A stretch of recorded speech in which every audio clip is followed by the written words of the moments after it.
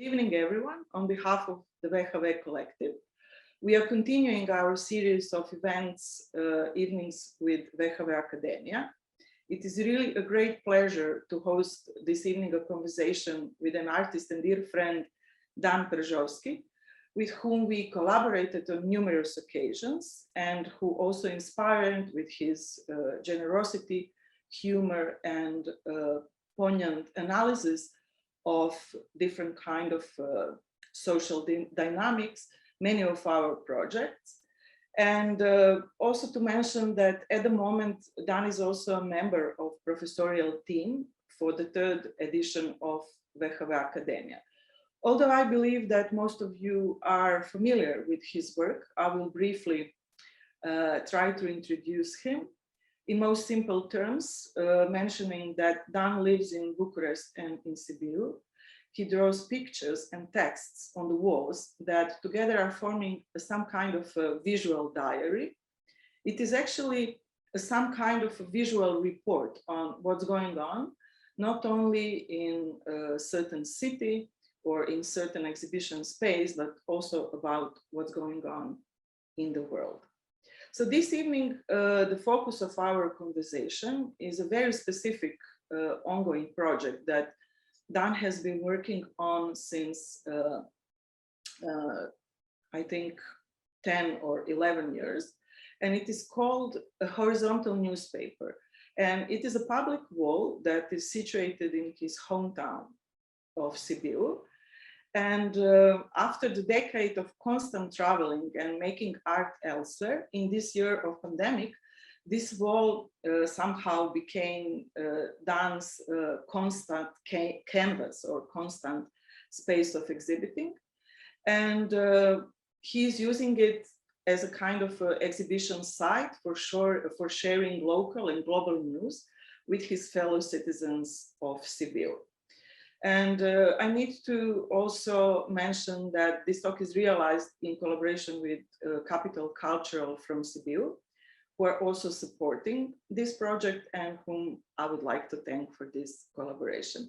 And as an intro in our conversation, I'm inviting us to watch together a short video that Dan today filmed in front of the wall, and it was raining a lot.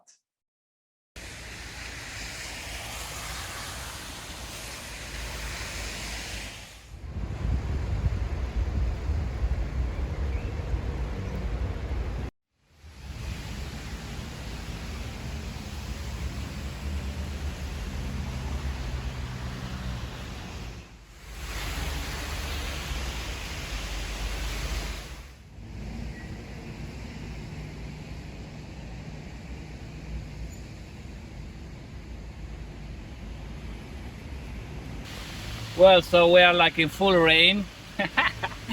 Near the spot I've been working the last 11 years. This one here. And when I started, it was a plan for, you know, like maybe one shot or something like that. I have no idea this will take so long. And it is a real art work in progress. Like the rain now, it's like a fucking... because I never imagined this will last so long. And it will be so demanding. And then I grew up to hate it and love it in the same time. Hate it because I have to come to work every other week or month. And love it because I can do that in the middle of the town. Actually, not middle of the town. So if you look like here, that's the edge of the medieval town in Sibiu. So this is like the touristic area, right? And if you look like here, from that part on, that will be the new town, like the communist apartments and you know, the new real estate developments and stuff like that. So it's in like a fracture line. This is like exactly a fracture line. And it took me like what you see is like a layer over layers of stuff on top of each other. And there's like a general theme, an issue. And this time we are like with a pandemic. That's why it looks like a camouflage. And what I do here is like a very, very simple method. Every drawings I do somewhere in the world. then I come and I re-download it here for the citizen of Sibiu who may never travel, to New York or Cologne or whatever else in the world. And then, but I adjust them to the reality of this town, which is a multicultural town, touristic, international film festival. So there'll be like German and English language and a lot of Romanian. And it's like a school of text and images. And I'm not like teaching anybody, I'm teaching myself. And if people, if you see there, they're waiting the bus. So some of these guys, they don't know after 11 years there's an artwork behind. And that makes it so beautiful. Because life is life. It's like these cars. They constantly go and come. It doesn't matter what I want. I'm just a piece of the game. And let's walk a little bit. So we have like a section which is, this is more like international, or usually there's the theme, the issue, the general issue of the film, the theater festival is here. The topic, and then we have some international section. Now it's all manipulated because of the pandemic. Yeah. Then we have like social part a little bit, and this time it was dedicated. I make it on this central theme of the who's essential, who's the first on the list of to be vaccinated, right? Who? Well, I as an artist and creator, I was the last one, right? And I don't think I have to be the last one, and I don't think it have to be a list. I think the structure in a society or in a city or something have to be a little bit more thought of. Let's go further. And it is a white man show, this wall, but the way I interact with people, or like say, it's like working with you now. I can't film it, so I have to work with you. I can have all the ideas, so I have to reach and read and ask other people. So I have only the way to how to formulate visually. It's my style. But a lot of these ideas come from other people, or articles, or standpoints. And it's more or less a critical wall. It's not nice. It looks nice. But if you read the stories, some are brutal. And since about 8 years now, we have a dedicated section here, where it's always I do a workshop with, they do a workshop with me with the ALEG, that's a kind of gender equality group, a platform here in Sibiu, one of the most well-known in Romania. So every time they have a festival on one of their annual gathering, the end point is on the wall, and we work some of the slogans, some of the text, some of the images, and then we download them here. And this is the list of all the feminist groups, all the platforms or magazines which are dedicated to feminist or queer, which is, in a post-communist country, this is a very complicated issue, because it was like a state, it was like a state program to brutally equalize everybody. So we didn't think it was a problem, and it is. It was, and it is. And then we have like a section with the ecology here. And then we have the smart station, which is, the medieval towns, they have to have a digital smart bus station, otherwise there's no future. And I was a little pissed when they made it, because after 10 years, I have the artistic ego of somebody saying, you have to tell me you'll do this bus station right here, so big, whatever. They didn't tell me. So I made these drawings about what means smart, right? So the art is on the wall, that's wall. And the station is just SM. And then we go to the last section of the wall. See, this is a see-through, at least. At least this is not so bad. And we have here, and this is again the international part, where I kind of take the topics of the present and the more brutal ones, with Greta Thunberg, Then is the section dedicated to Osman Kavala, the Turkish intellectual, which is in jail since some years. And I constantly update it because people tend to forget, right? So we have an issue, we discuss it for like 3 days, and then we forget about it. And it's still going on. And this is also a section where I do some of the images or some of the drawings about future. And I would like to do one now for the Academia. You can still hear, and it's not raining. That's cool. So, let's do something. I think it's the worst moment I can choose for that. But this should be like that, I think. I usually come like that with this bag on the shoulder. And sometimes when the weather permits, so I go inside the theater and I take a ladder. So just to be able to go high here. Or if not, I'm just showing up to the wall and just do my gig. And sometimes people watch me, sometimes not. And by the way, I had a shot, the trees they planted, they grow, they are big now. So sooner or later, the nature will swallow the section about the nature. Okay. So at the international conflictual, brutal statement area, I will do a drawing about what it means to be an artist today. No? I'm just caressing my marker. I never draw in the rain. It was a unique moment for me too.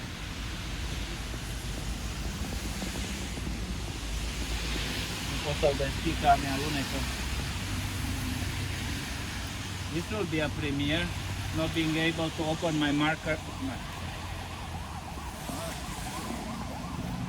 Let's come here. Well, this is another story I made after some years to overlay the drawing. So sometimes you can see under one statement something else.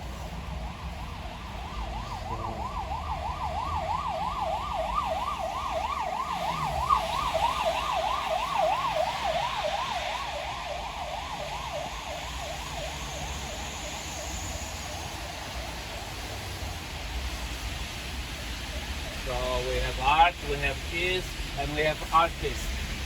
So, and now we complete the message with. So artist time.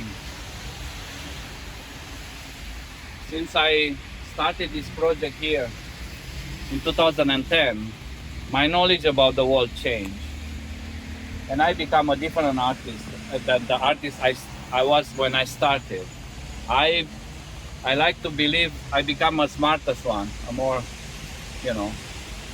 maybe more complex. Anyways, I made this wall such way, looking like a Daltonist Van Gogh, because I want the people in Sibiu to understand it's fucking big work to do this. Take months of my energy. And all this stuff I use, they are recycled for all the Western project I made, because this is like a €9. Well, so nobody will have the money to pay hundreds of markers for this. So it's a kind of a machinery of recycling ideas, drawings, markers, and accommodated them to the people in this city, town. But this year, after this extraordinary test we had as a humankind, the pandemic, I will change this in August. They will become again, like the first time, white. Very simple, brutal, just black and white manifesto.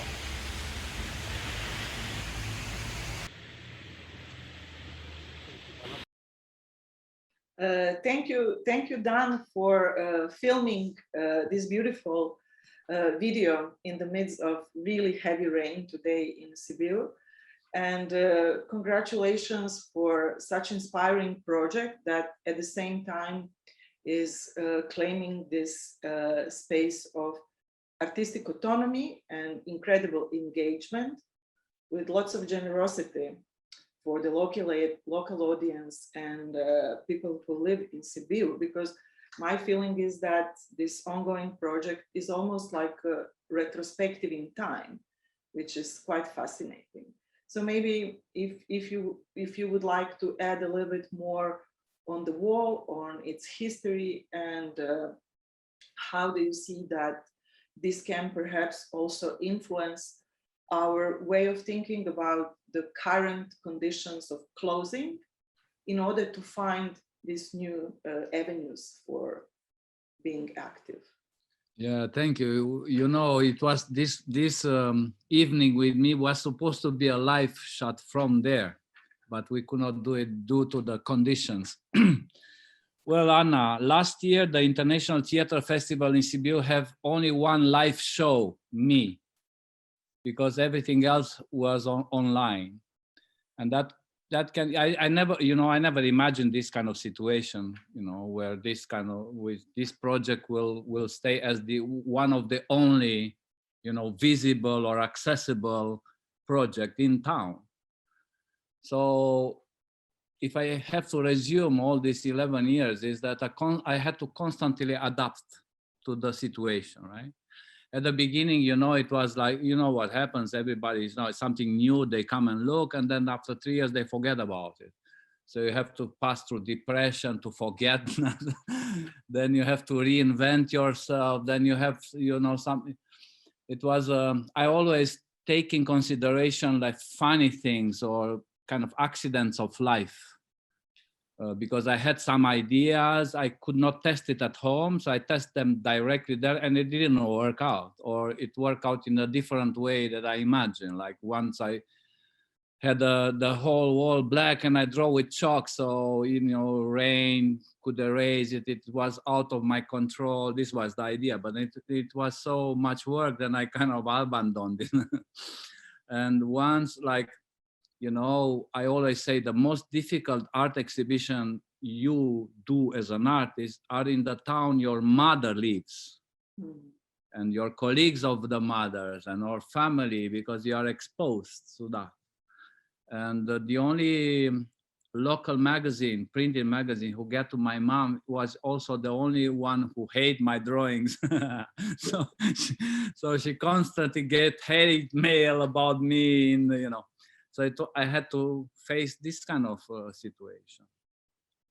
Well, my idea was basically this: I was invited to do something in the frame of an international theater festival, which in our days they become so hybrid.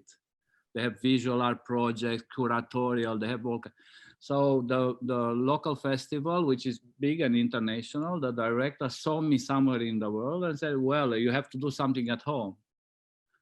And they asked me to choose someplace, and I chose the outdoor. And I never experienced until that. So it was like a test.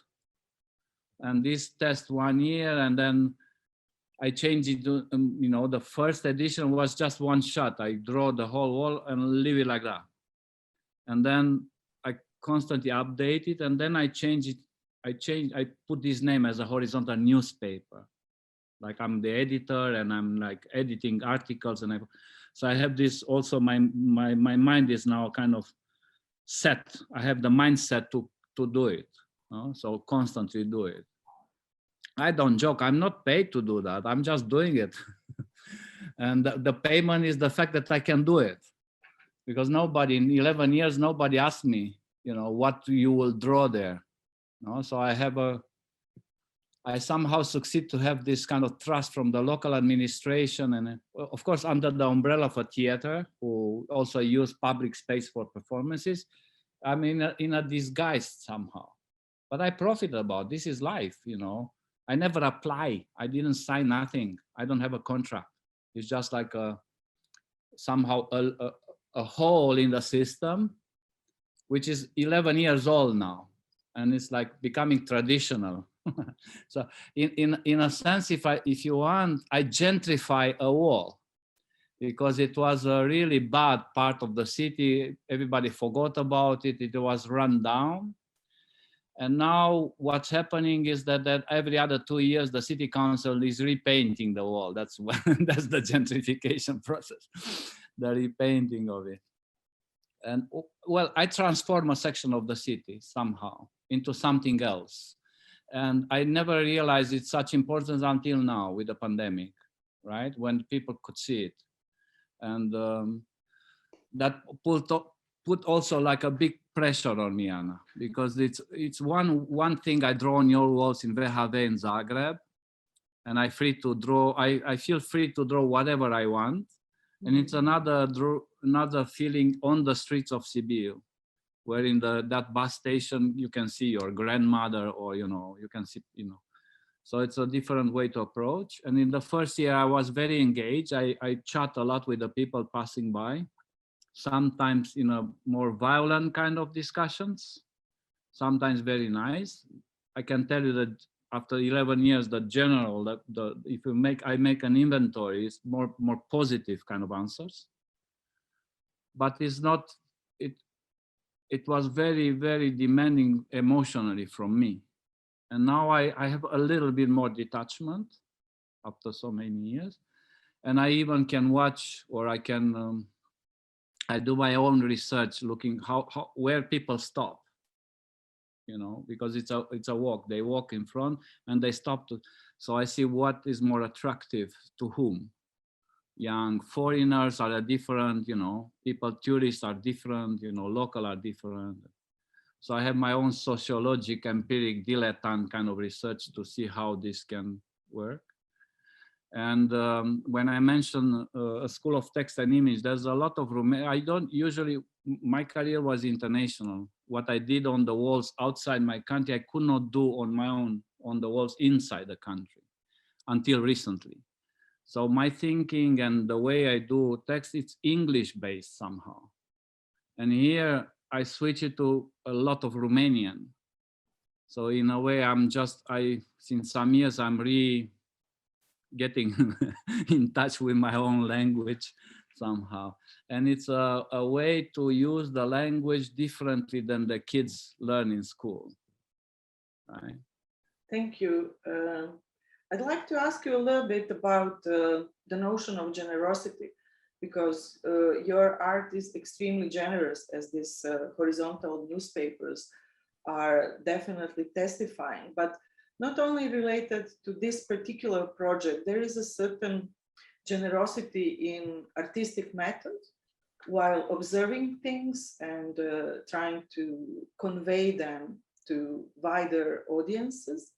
And also a generosity while you were using this marker, and you said that you use this marker that some Western institutions bought so that you can also use this tool in many other spaces whose infrastructure is not that luxurious. And I noticed that in every situation, every time when you are visiting the city, when you have a big commissions, you also try to make these links with smaller independent communities. I'd like to ask you a little bit about this strategy, because as far as I can see, this is something that you've been doing continuously for like 20 years.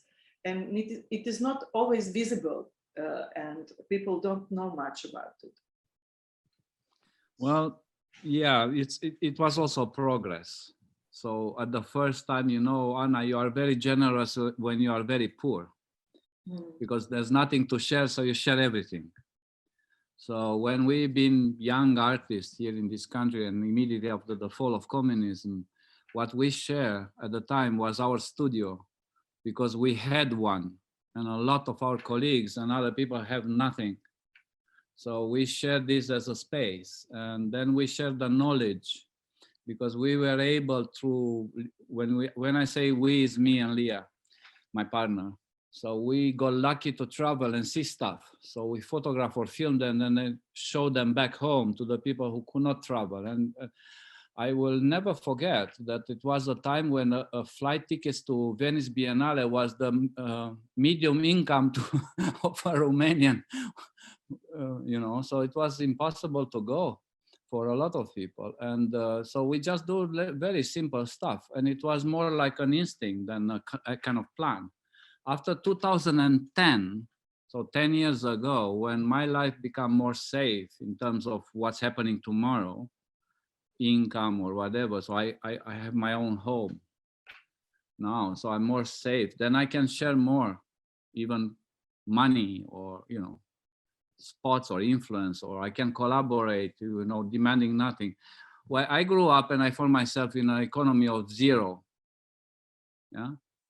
And then I learned to recycle things, not to demand to you as an organizer. If you ask me to come, I will not ask you to build walls for me or to even to clean the window, because I say I will draw it and then you clean it when you wash the drawing, you know. So the why waste two times? So I try to do a little economy. And this recycling of markers, it just came natural. I didn't, you know, I just asked 10 markers for a project in Cologne and I used 5. So I was left with 5. So then I start to do that as program. I ask a little bit more where I go. So I will save 2 or 3 for the Sibiu project, or maybe for a project with some artist run space in Romania. They don't have the money even for electricity or what. So I try to adapt to create this economy. Because I'm able to do it. It's not like the master plan I did. I'm in the position I can do that, little things. And when I do this, I will present some more, you'll see what little things means. And I do it, I even don't question it. It's not like a program, it's just like how it should be. When we've been in 1992, 1993 in Bucharest, you know, it was, we were very poor, everybody, you know, everybody. And, you know, you can have a coffee, you can have a sandwich together, you know. So you can share little things without, you know, it was natural somehow. Now it becomes a little bit more programmatic because sometimes I'm commissioned to do something and I don't want to be paid. I want the ones who commission me to give the money to somebody else, or I can do this kind of, or I try. In some cases it's possible, in some cases it's not possible. Like you don't, you want to give me money and I don't want to get your money and you want to give me. So, and we have this discussion now, making your life more complicated than it is. Yeah. So, but that was a reflex. And in some of the cases, because I was in the position not having stuff, so I was helped. Or, you know, somebody, you know, create a possibility for me. So I said, yeah, well, that's the way it should be. And I'm very happy to do that. Even here, I think maybe the theater have the money to buy this, whatever. But maybe they don't have the chapter in the budget to buy markers for somebody drawing a wall, you know, so that creates another problem. So I don't want to create their problems, you know, and stuff like that. So let's keep it as simple as possible. You know? Yes. Also, the wall, this project here it's a simple one. It's a surface which I constantly draw on, and that's it. You know, and I have this, I go there, people knows me, I can take the ladder, I go, people knows me on the sea, so nobody asks me nothing anymore. I'm just showing up to work sometimes when it's nice, or, you know. I like at some point in the video when you were pointing out to our so-called ecological section, you mentioned that this section soon will be somehow taken by plants and nature. Yeah. And this is really beautiful because it also brings to the fore this kind of more ecological approach that is also based in economy.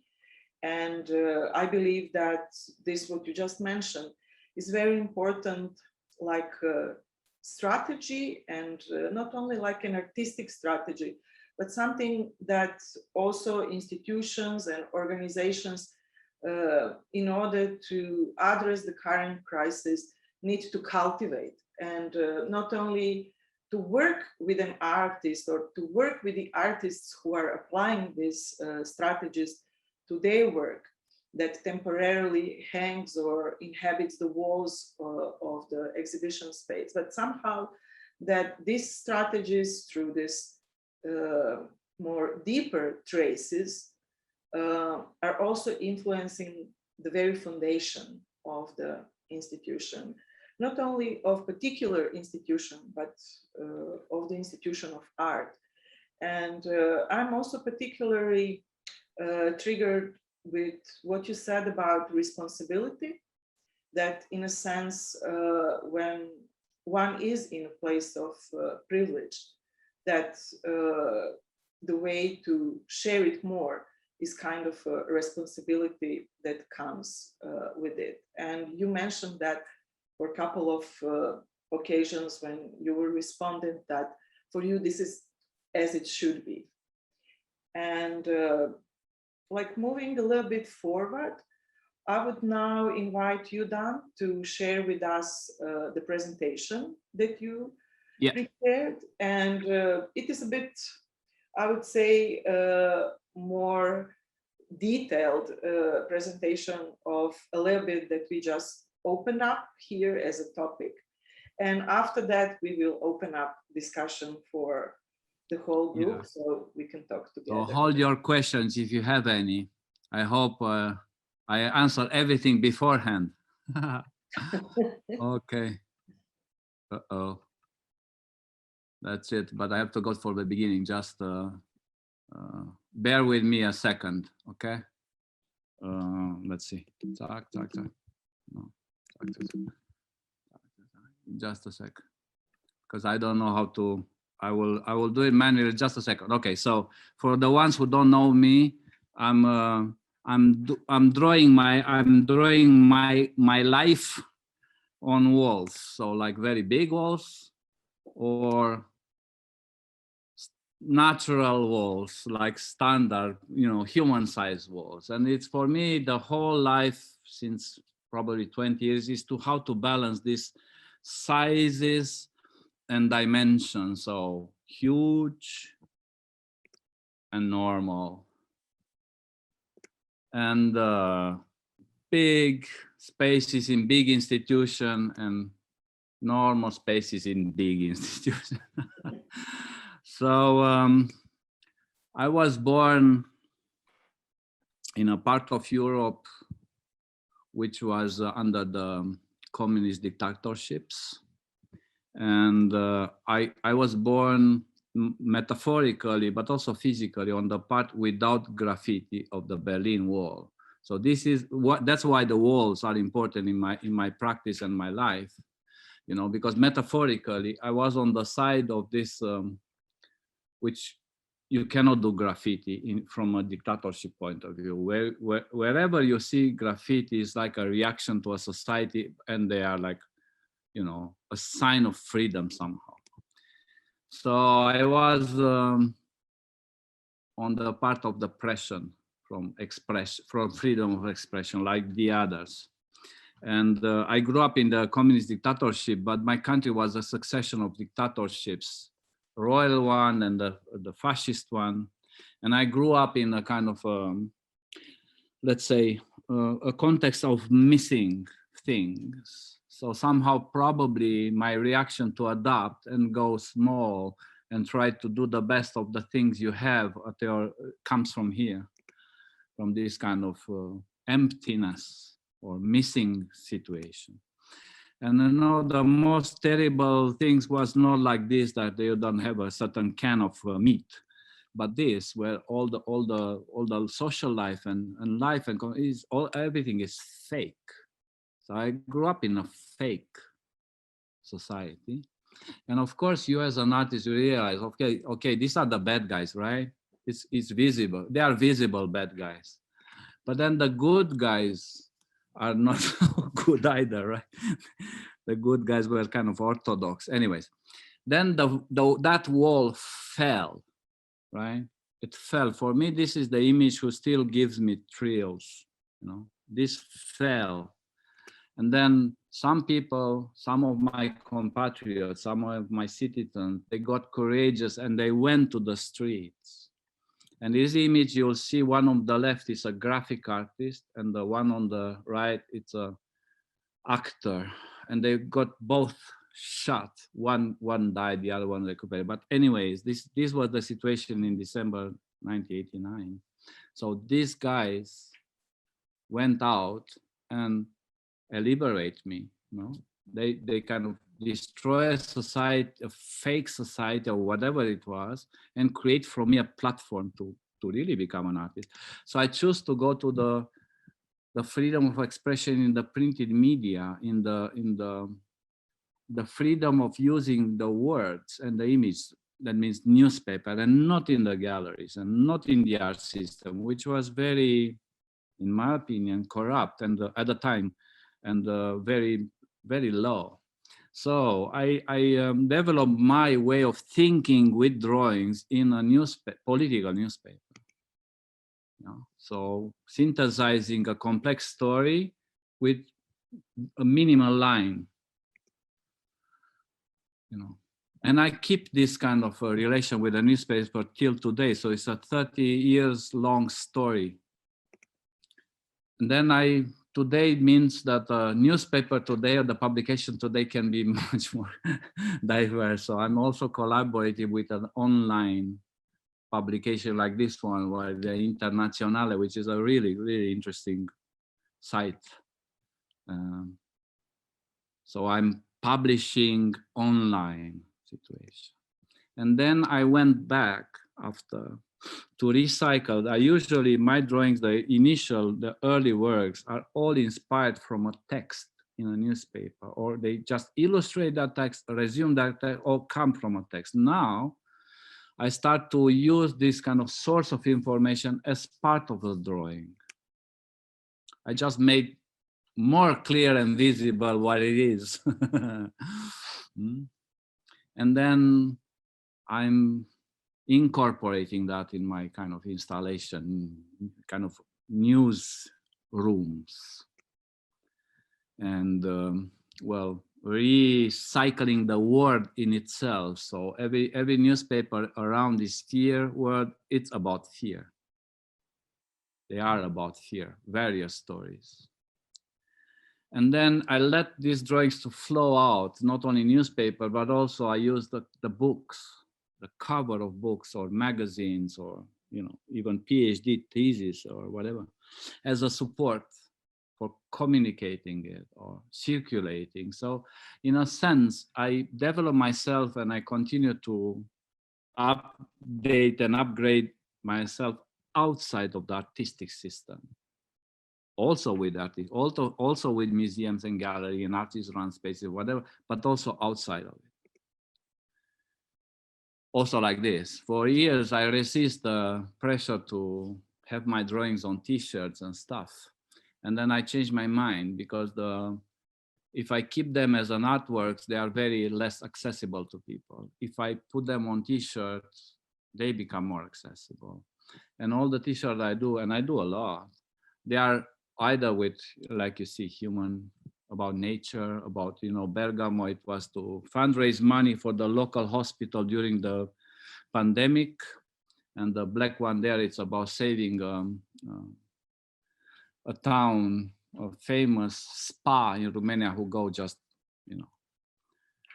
down, nobody cares about it. So anyway, so I made also T-shirt with purpose, like for these two guys. These guys are doing this hospital.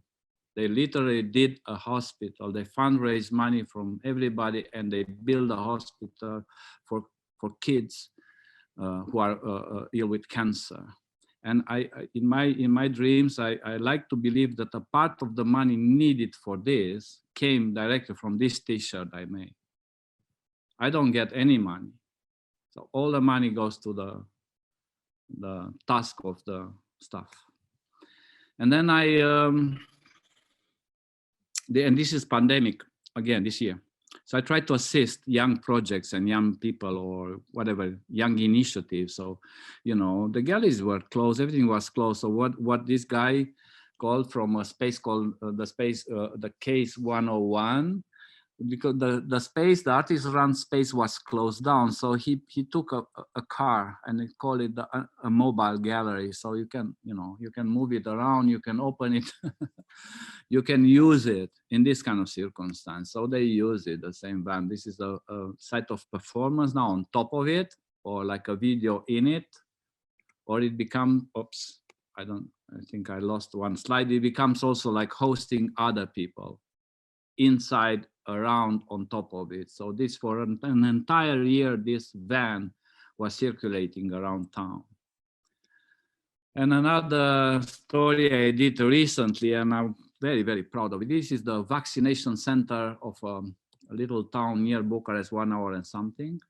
And I got invited by the doctor who run these facilities to draw it in order to attract more attention to, you know, to make people to go to be vaccinated. So I draw it. I draw the lobby of this space where people constantly come. You see in the door some old guy, like, you know, you have to stay 15 minutes after the vaccine. And I'm not like fantasizing that because of my drawings now it will be like that everybody will go there and vaccinate. No, but at least I kind of interact with these people, the volunteers which are assisting the program, like this woman here. And I talk with them about very simple drawings like this one here, which is designed to be funny. Yeah, this is designed to be funny and not questionable. This other one, which is the simple one, is like more asking yourself what this is, because sometimes even the doctors don't vaccinate because they believe fake news. Anyways, my purpose in this entire enterprise, and I did this, I was fixing this project because I was invited by this guy here on the left. He's a doctor, but he is also a poet. And when we discussed, he invited me and I said yes. And when we discussed, it was still the moment where you have to be registered to be vaccinated. It was a slow process. So he said that if I come and I draw, he will vaccinate me. So I thought that's a beautiful idea, no? That's a very beautiful idea to be able to earn the vaccine through my work. In the meantime, now you can vaccinate free in Romania with your ID card, but doesn't matter. So I did a project to enforce him, to give him local power. So yeah, he was able to bring this big guy from Bucharest who show in New York or whatever and do these drawings here. So he must be somebody, so we probably must listen to him or something. Anyways, another project that I did recently, and this is what I'm showing you here, it's another kind of walls around the wall in Sibiu. This is the art school I graduated 35 years ago, the art school in Iași. Of course, not the same building, they moved out. And they do the same stuff at the sculpture department, right? This is the most progressive part of the school. It's a gallery. Some of the teacher invented, and actually it's a very good space to show. But in the premises around, you can still see the same kind of thinking, you know, the same story around. And so I made an intervention of this facade, and I kind of site-specific address some of the questions in the Romanian educational system in the arts and not only, right? And had some interaction with the actual students. This is last year. Last year, the Art Academy in Iași celebrated, I don't know what kind of round number, and they made all these pompieristic and populistic shows based on painting and frame and whatever. So I was invited by a group of young teachers to do this intervention and show there's another part. You can think about an art education or a platform or a school in a different way. And because we speak about education a lot, and also because of the WHW Akademija. So this is a standard exhibition I do. No? I fill a room with statements and, you know, simple drawings about complex situation, about the place I do, about the world, whatever. This is in Cape Town. And then this is the show, right? And at the end of the show, the people, this is a non-profit foundation called A4. They asked me, hey, Dan, can we do like a workshop before, you know, repainting the walls? Can we? And I said, of course. I didn't understand exactly what they want. And I said, yeah, just do it, you know, just use the maximum you can. And this is what I do. They did this workshop with kids and they kind of colored my drawings. This was amazing. Just look. And it was like a fantastic. I was shocked, and I like it a lot. And I think this is a possible strategy for me to do half time exhibition, and after like 2 weeks or a month to give these people the freedom to color and whatever, do the drawings. So I'm showing that because it's not, when I speak about education, it's not me educating, but me educated also, how things are moving and how they developed. Anyway, so this, we entered of the second part of the presentation. This is the place I did my part in the Istanbul Biennale in 2005. It was a bit in between, a building in between destination. It was very raw, the project. I was very successful. This is now the same space, like a cozy boutique. This is Generali Foundation, Vienna, extraordinary place for, you know, art of the 70s, the critical art, whatever, extraordinary stuff. This is the Generali Foundation. Now it's a little shop magazine. This is the gallery in Oradea, and during the communist time, I and a group of young artists there, we were resisting the dictatorship, doing kind of a non-conformist art. And now it's like a shoe shop. This is the Tiananmen Square in Bucharest, kind of metaphorically speaking, the University Square, the ground zero of any kind of resistance or revolutionary movements in my country. And this is how it looks today, like a place, fantastic place for advertising. And, you know, the body of the women and the body of the men who changed history in my country and changed the context of my art. And they are now like used for advertising. And, you know, the kind of the crown pearl of the Romanian art, Constantin Brancusi, and it's open air complex made in one city in the south of Romania with this endless column, which become like the symbol of the country, the infinity, extraordinary, la, la, la. Now it's a fashionable kind of element. And the palace built by the dictator, which was like a forced labor camp for years in Romania. Everybody was forced to work there, and every factory have to send the workers to work there. Is now the fantastic show on earth. Beautiful place for laser extravaganza, and is the host of the Romanian Parliament, together with its twin sister, which is one of the most, this is in the same perimeter, one of the most huge building on East Europe, biggest Orthodox cathedral ever. I think they are competing with the Russian or something. Anyways, the same building are hosting the one and only National Museum for Contemporary Art. But the people who are protesting on political or social issue, they don't care about the Museum of Contemporary. They are like protesting against this symbol around it. 3 times in the history, they could do a chain around. You need 6,000 bodies to do this around the wall, who since 30 years still standing and cutting a big part of the city from the citizens, right?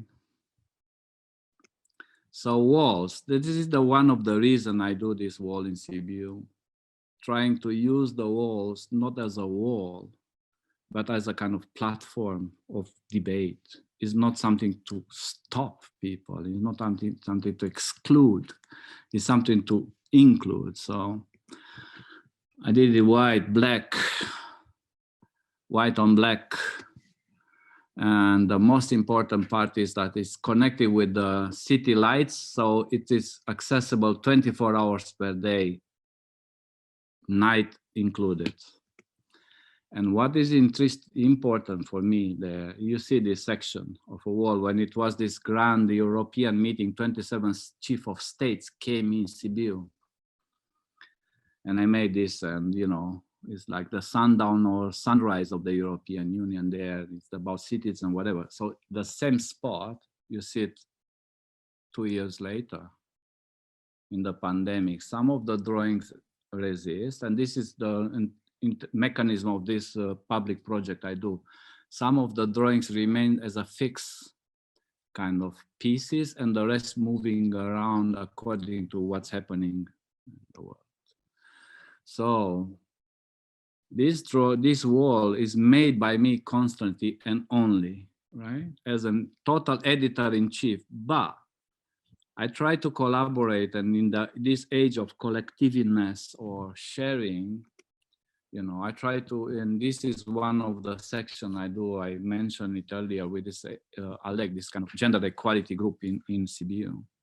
And I'm very proud. Once we did a very good project. I prepared for them these white spots you see on the wall, like this, here and there. And they came and they put in these white spots real stories from real women who just escaped family violences. So they write it down, all these stories. So for a full year, you have all this.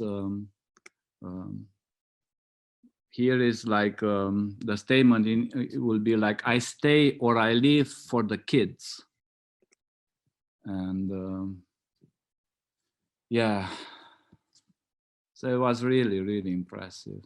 And this is the second, I collaborated with several other groups of institutions. And it's one of the most famous for poetry platform in Romania, also here in Sibiu. It's called Poets from Transylvania. And this is one of their workshops where they have very young people. So for a section, for a part of time, the wall was a kind of a poetry wall we did together. And this is the last one we collaborate with the same poetry group. They have an international festival of poetry.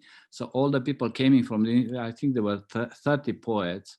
So they made a session and they came out with this, because I prepared this black flag spot, and they came and they add this, you know, without empathy, that's only the emptiness, the empty who remain. It's a very, very beautiful play of words they did. Poets are good. So I try to kind of collaborate as much as possible with them. And this is the best collaboration. So people are making their selfies at the wall, and they choose the words or they choose the image where they do their selfie, right? So they are kind of selecting among the mass of drawings, of course, that what is accessible to them as size or height, but still. And this becomes very, very interesting for me, how people are selecting and how they do this. See, it's not usual, no? You don't, and then I find this on people's Facebook. I don't know these guys, you know. But it become more complex now. There are artists are kind of answering this, and this is an artist from another town who just visits Sibiu and then make this kind of intervention photographic, and I like it. I like it very much. So in a sense, I create this this kind of project, and it having its own life now somehow. And this will be this year in August. I want to come back to, because it becomes, you know, very baroque a little bit, and I think this is one of the danger of the public art. In general, they become so enamored or in love with itself that they forget the meaning, why they are on the street. So I want to make it white again and turn it back into a kind of manifesto. Okay, so this is the last part. I'm done in 10 minutes. So when I made my study in art, I barely reached Picasso, right? So the moment we were able to travel, so the moment we past the walls, our frontiers, then I had this access to the extraordinary international art world.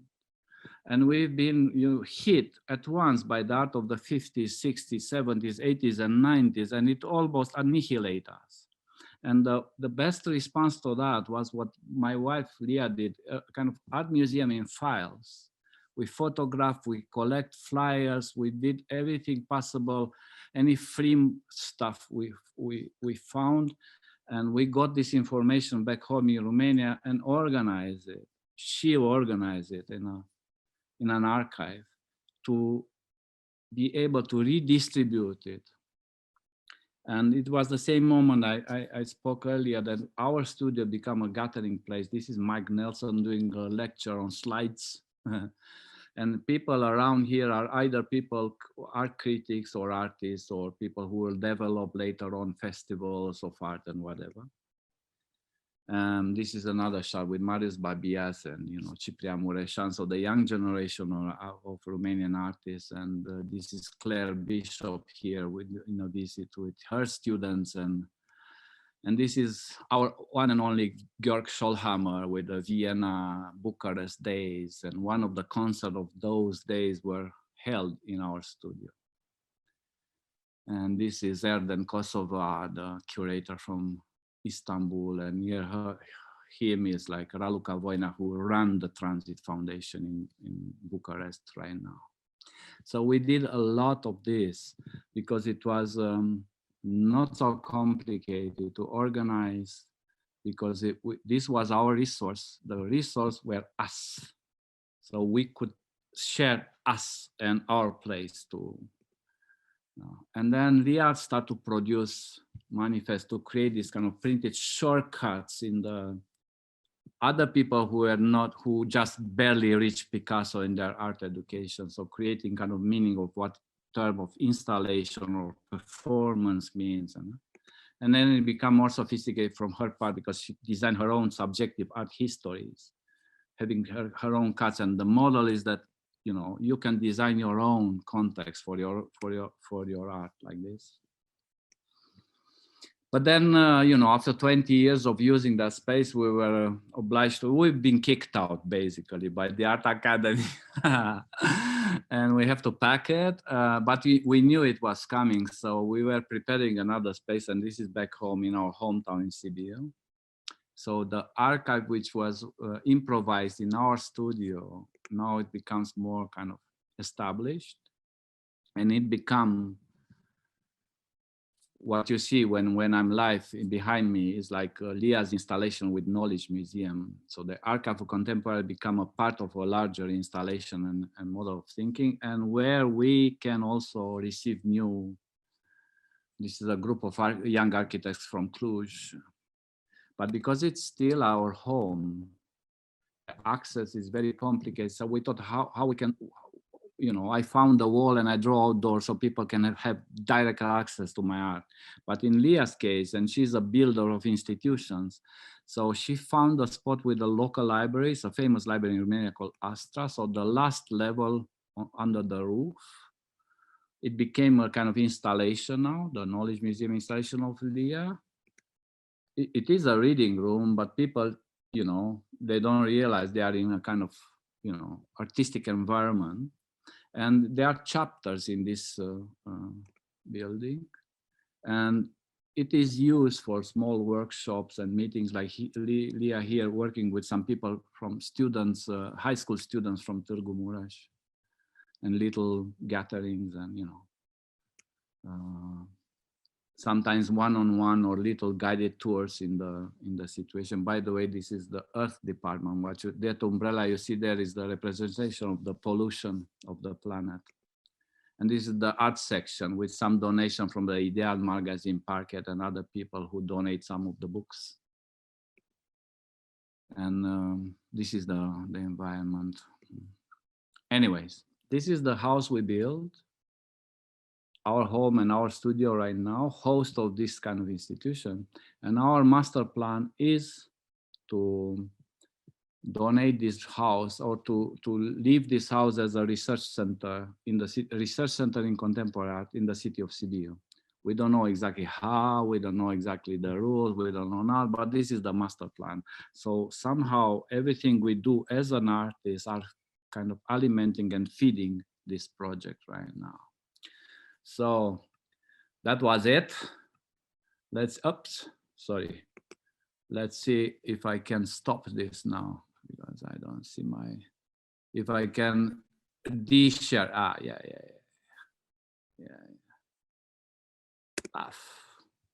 No. Okay. Good. I'm out, right? Not yet. Not yet? Oh, Now we are back. maybe you can stop me. Now it's okay. Now it's stopped. It's okay. Good. Dan, thank you so much. This was really fantastic and impressive in terms of sharing with us all what has been happening lately in those collaborative project of yours, and this kind of more radicalization and de-hierarchization of your own work being opened to others.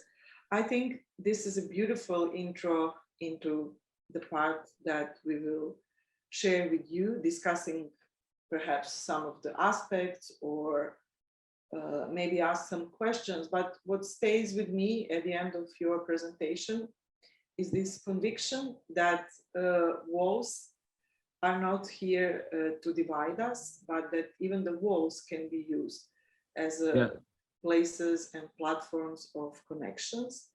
And I think that both artists and curators and museum directors, we can learn a lot from this strategy of sharing and opening. And I was particularly impressed how at some point you open up your work of art to the others, in a sense that it was kind of a new thing in your work. You know, there is always this layer of paint after you leave certain place, or sometimes the traces of your work are still on the wall. But this is for the first time that you invited others to redraw and to intervene in your work. Well, you know, it's not easy for me because basically I don't like other people's drawings. I'm just joking, but you know, it's a question of responsibility. You know, I can control my drawings and let's say not control, but kind of taking consideration is the responsibility of a statement, and I can assume it. But if I give this control, I don't know what happens. And even in Sibiu horizontal newspaper, when this the people from Malay group, they come and they download, they put their own statements. Sometimes I you know, I don't but I learn a little bit to give some space. And in the case you mentioned in Cape Town, you know, I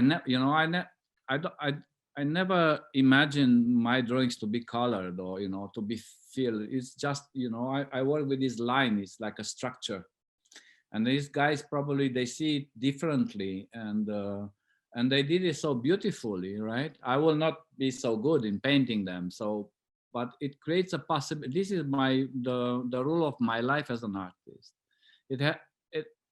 My practice, you know, sometimes doesn't work, or sometimes hit a wall, and sometimes something happened, and I learn from this happening when I can't do something, or, you know, so then I adapt it to the new reality. And that was this idea I have now, that I can, you know, make a drawing in a room, and then halfway through the show, this drawing can be open and people can draw, you know, can paint it, or you know, kids are better, you know, something like that. But I learn in time, because I'm still having, my instinct is to control everything. And then I can have the responsibility, because I can, you know, it's mine and I can face it. Even here in Sibiu, there were at the beginning some intervention of people with tags, right? But since I think 10 years, they let me alone, or eight years. And I even wrote around the tag that I'm not interested in tag. I'm interested in some kind of a, you know, tell me something. And if you tell me something interesting, I will leave it here on the wall, right? So when I say it's a school of image and text, it was also like that, because I made some kind of a discussion directly on the wall with people who try to interfere or intervene. And I said, well, you either find your own wall or you tell me something, you know. And you know, now it seems that I'm okay. I'm left alone. Probably I'm too legal for these guys. I don't know, but it's okay, because I hate if in my installation of drawings somebody will come and will do some racist statement, or, you know, I don't want to have this. You know, I want to have to trust the meaning and was there. But yeah, I learned a little bit to open up. After 30 years, you know, if I'm still around another 30, maybe I collaborate. Speaking of opening up, now we are opening floor for you to ask questions, to comment, or simply to turn on the camera and say hello to Dan and to us, and you can simply unmute yourself. And well, I kind of like to speak to some words. It's mhm. just, they are just words on my screen. That's nice. Like I'm speaking to words, like to Eva, to Adela, to Gloria. Maybe they will show their faces. It's okay. Just ask stuff. Hey. Yeah. I have more than a comment. I had actually a question, but you just answered it while you I were do it again showing. differently. Yes, but while you were showing the wall and also at the end these few collaborations that you did, of course, I was starting to wonder, because of course it happens that somebody intervenes in your wall or writes something over. Yeah, I was wondering how do you react to it, but as I said, so I had to establish a protocol, and this is not the first time I had to do this protocol. Was in Basel at the Kunsthalle, and they asked me after a week, listen, some people come and they did some drawings on your drawings, and I said, this is very okay, only if it's like a racist or homophobic, just erase it. But they told me at the time, well, but then it creates some confusion, who's this wall, whatever. So I don't care so much about it, but they insist. So then we have this protocol. Every time there's like a statement on my wall, they paint it over that one and my drawings. So in about a month and a half, there was a part, the down part of the wall just disappeared into white, which was also very beautiful. And now I have a protocol here. If it's something added to the wall, then the people guarding the theater, they will announce me, making a photography, and if it's okay, I leave it on. And if it's something which is problematic, I'll take it out. And but I'll tell you, since the last, I think, 8 years, there's no big tag or whatever on it, so it's okay. I think the people got the message. The people which are active in tags or graffiti in the city, because they have other places they do. We establish a kind of a communication line saying that's your territory, that's my territory, you know, something like that, informally. Yeah. But I'm telling you, if it's an interesting drawing or a statement, I will leave it on. I don't have a problem. But if it's a stupid one, and I have to admit that in my experience in life, every time I open up to interaction, the first answer were pretty stupid coming, or very easy, you know, very cheesy, or, you know. So I have a higher expectation. So if they meet the expectation, they stay. If not, they go. That's why it's called horizontal newspaper. So I wrote there. I'm the editor-in-chief. I edit. So put here and I edit. Yeah, it's like when you read the comments, you know, below some articles, you have to do a lot of filtering. Yeah. Get to some really. You know, Anna, you know, the decision in Romania in the tribunal was that your Facebook page and the comments on it are public space, and you are responsible for them. Your page. So I'm also editing a lot. Yeah, I bet. But like what Anna said, so I start somehow to develop a kind of a coalition with this women group, with the poets, and then I give them free hand. If it's, you know, so this is your territory, now you can download. Sometimes the women group, they ask me to do like a workshop if there is a certain slogan they want to have, or, you know, a certain image, so then we can work together and then place it on the wall. Sometimes they do by themselves, and I'm just witnessing the stuff. It's all right. I think I can also incorporate some other people in Sibiu, but this is just a kind of organic process. I don't say, it's not like an open call, come to me with stuff. No. Somehow, if life put us together and we can collaborate, we do. yeah. Thanks for comment on my comment. No, it's okay. I was thinking a lot about that. You know, now it's, imagine that's kind of whitewashing, right? The wall. And I'm a man, you know, I having the power. So it's like all the bad marks I'm doing alone by myself, whatever. So it's, I had to face this kind of questions: how to do that, why to open up, not, and if not, why, and so on and so forth. Yeah. And also now we have 2 questions in our chat. I will just read them to you. So one is from Ben Kine.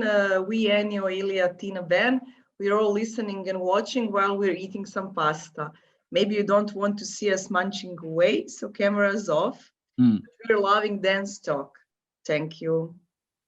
And also comments. That was a tasty comment. Yes. Maybe some of us are also hungry. And then we have a comment from Gloria. Hi, thank you for organizing this, and thank you, Dan, for doing a presentation focused on the horizontal newspaper. As a Romanian artist myself, I'd be interested to hear more about the relationship between this school of image and text in Sibiu and the context of Romanian art education system. I'd love to hear more. Thanks.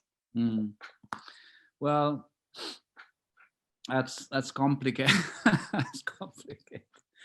Well, I tried to make some extension of this kind of project here, because this, I got this chance. It's under umbrella of the festival. The city council said, okay, so it's kind of an established project. And then I tried to extend it to other walls, like the one with the vaccination center, or, they come because they know about this wall. Or I'm like here, this is a group of students from a city in Romania, and like the t-shirt I did for them.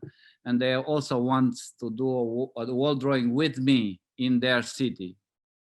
So this is the way I respond to the education of art in Romania, trying to infiltrate. I try to infiltrate as an artist the way kids or teachers or young artists are educated somehow, and I left myself being open, like the one with the mobile gallery. There's a very young guy, he's just graduated, and he is working with sometimes with very, very young artists, right?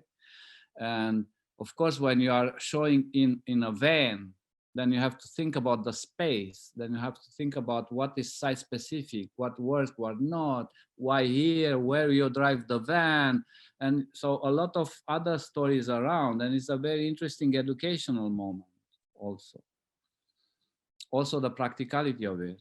So I tried, well, I don't know what's going on in the Romanian educational system. Once in a while, there's like a scandal. Like recently, the Art Academy in Bucharest, they come up with a decision: everything the students do while in the academy belongs to them.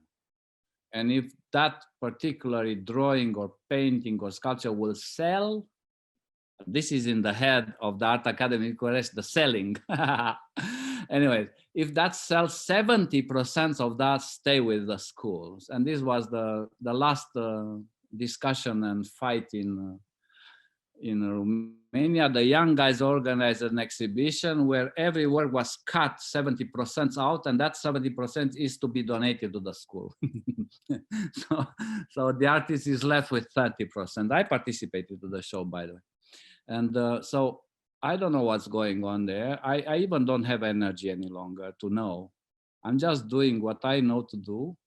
And if I'm invited someplace, or like you invite me for the academy, I didn't want to do that. I don't have this in my plan, but this just came as a situation.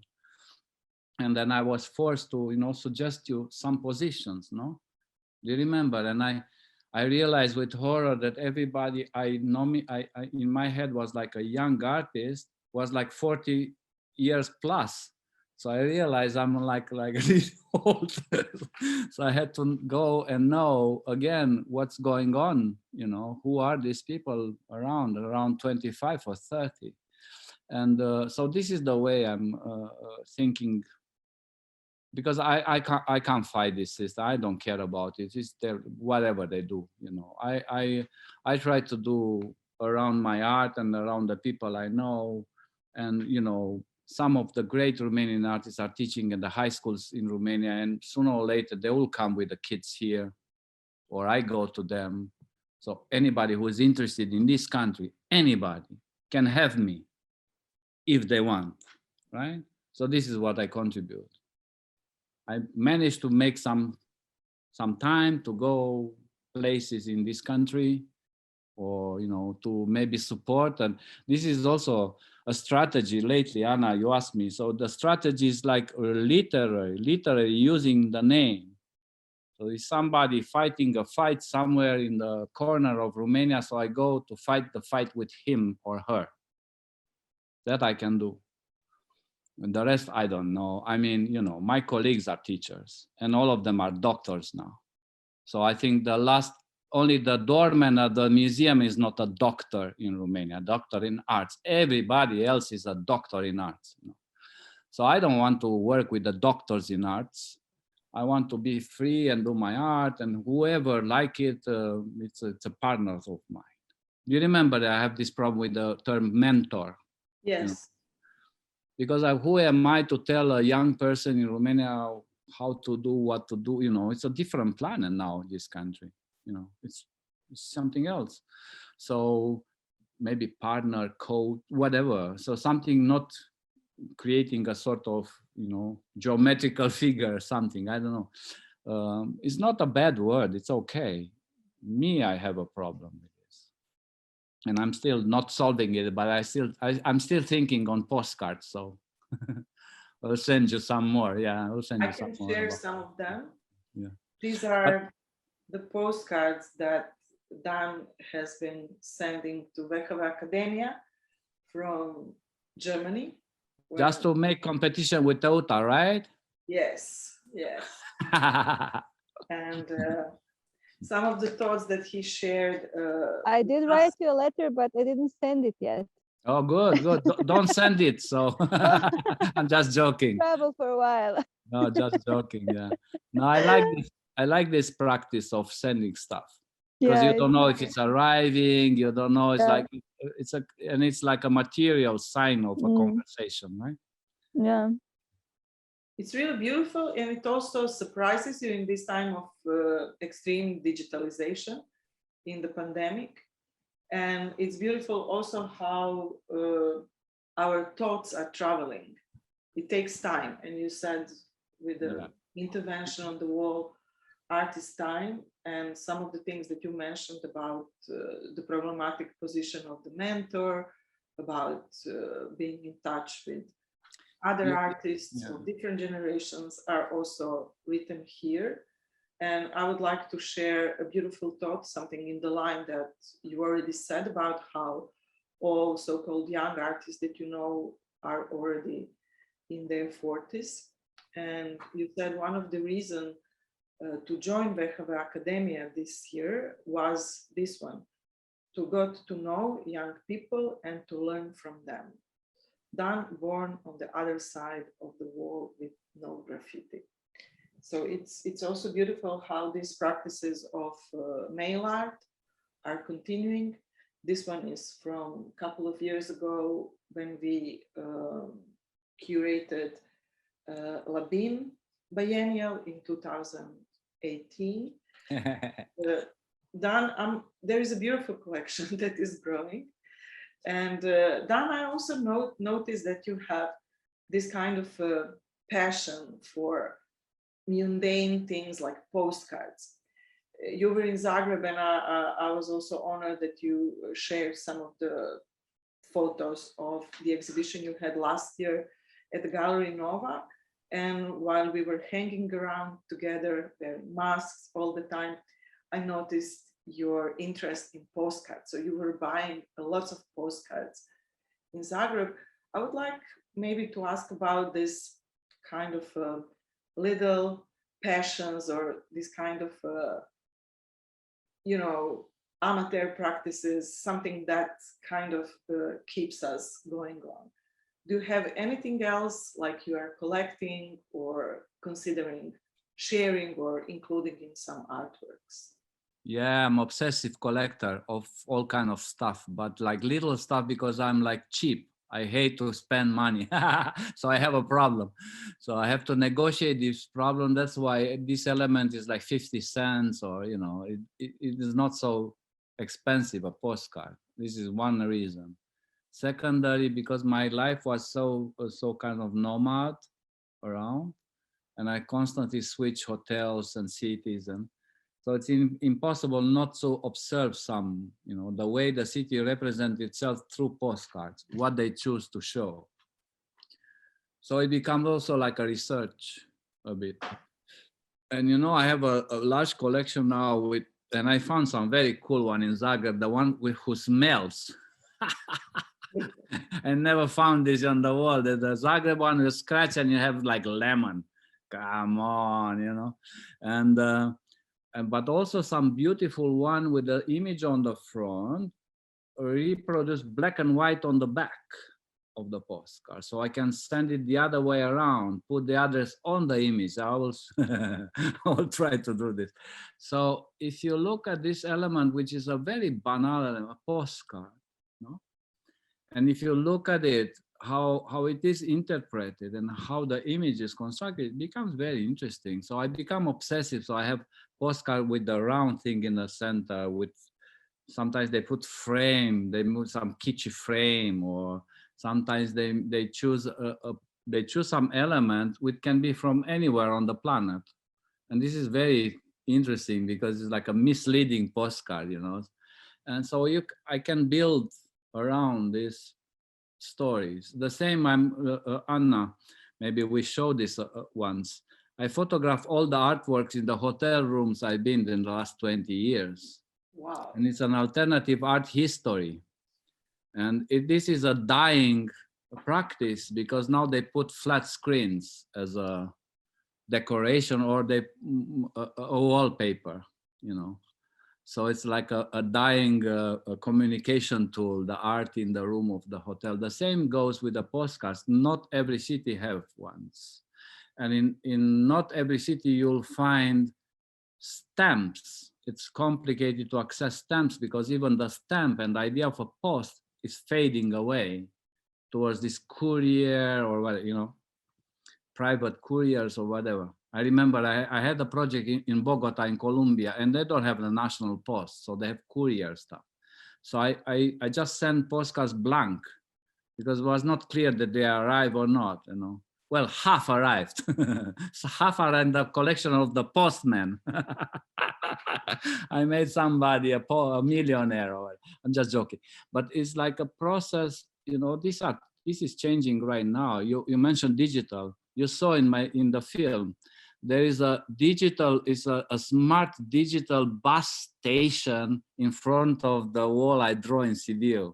And I hand draw the wall, and in front of me something like flat screens, and it's like very interesting, the relation there about this kind of, you know, the fantasy of the future and the technology who will solve everything. So I try to keep some of this early alternative of communication alive, including postcards. I also collect newspaper, printing media, so pages on different topics, also like advertising, printed advertising in newspapers. I also collect faces from newspapers, and now faces have the mask. It's another type of portraits you have, and but this is minimal because either the newspaper is already in the hotel, so it's free, or I steal it, or so I don't want to spend money on this kind of, you know, stuff. The rest I photograph. So yeah. I because of my nomad style, this situation arises. Otherwise, I don't have, like, this is the same with the project in Sibiu. I don't have a master plan. I didn't say, well, I do this for 10 years and then whatever. No, I said, I'll do it now and I will see.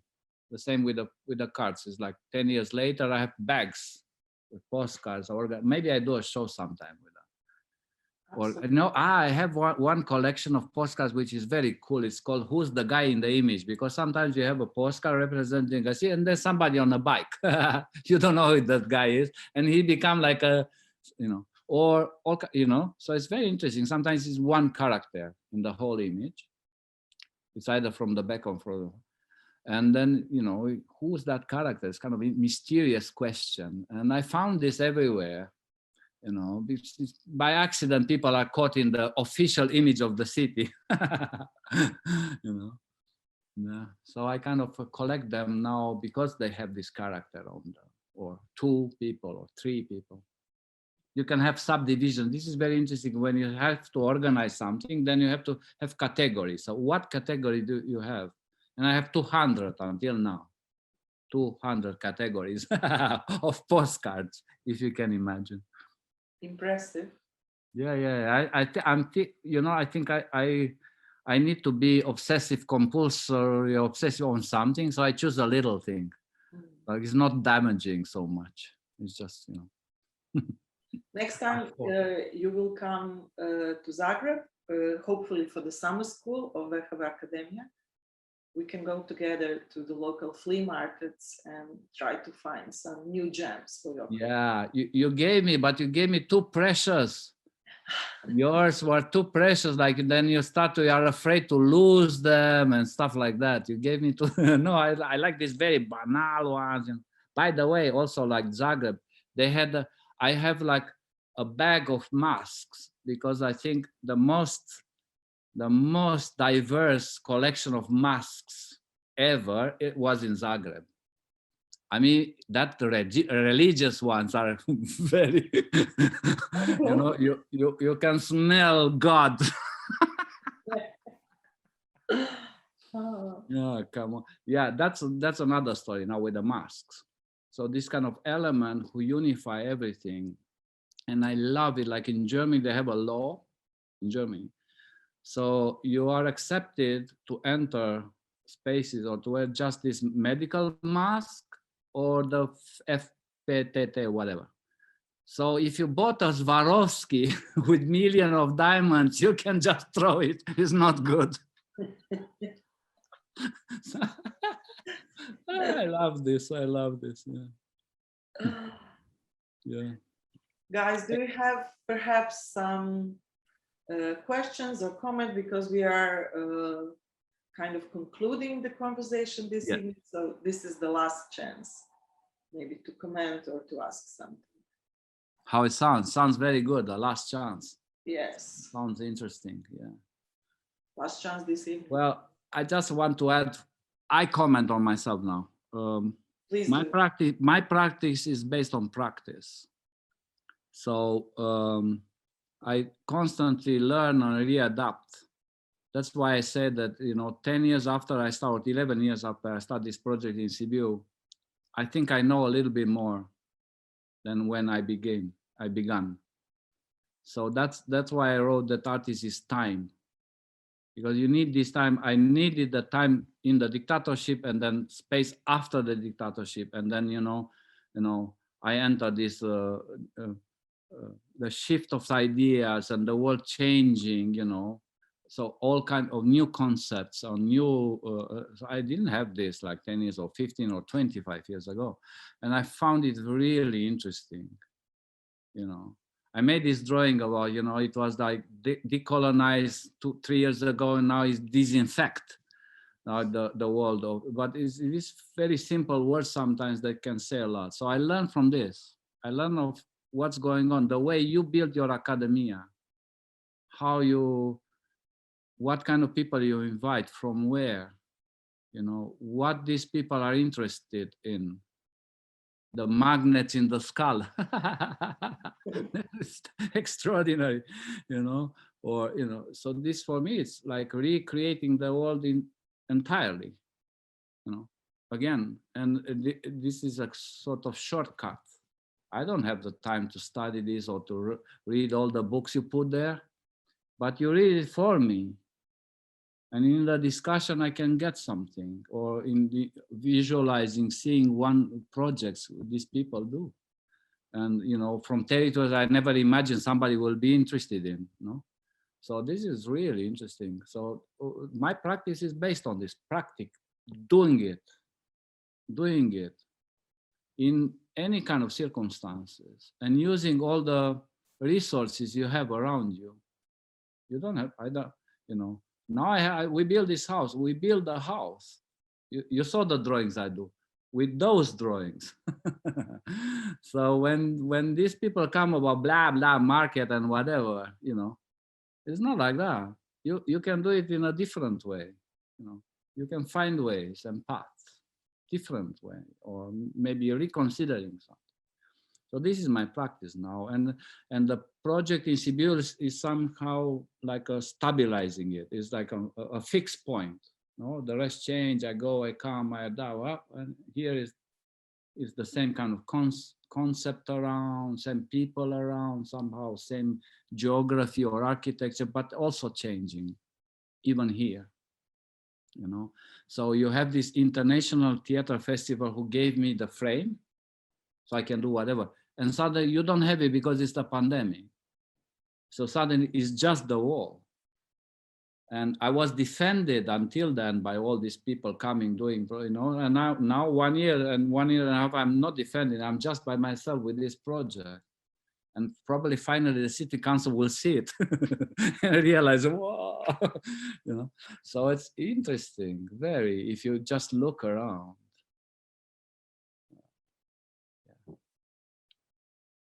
I like what you said about that. The resource is us. Yeah. This I'm choosing. The cheapest material here. This is the Yeah. cheapest material. Cheapest material. And the most precious one. Yes. Yes. And with this beautiful thought, I would like to thank Dan for this really inspiring and indeed generous sharing. But I still don't want the money. Okay. Okay. We'll discuss it later. We would need to accept it and to find a way how to invest it meaningfully. And I hope this will be something that we can share in person. And I did a shot for that. Everything possible. Also, we are vaccinating. So everybody do everything you can. So we meet in July. Absolutely. And we are also meeting next week. We are hosting Marva Arsanios on next Wednesday. So I hope to see some of you there, and thank you for staying with us, and see you soon.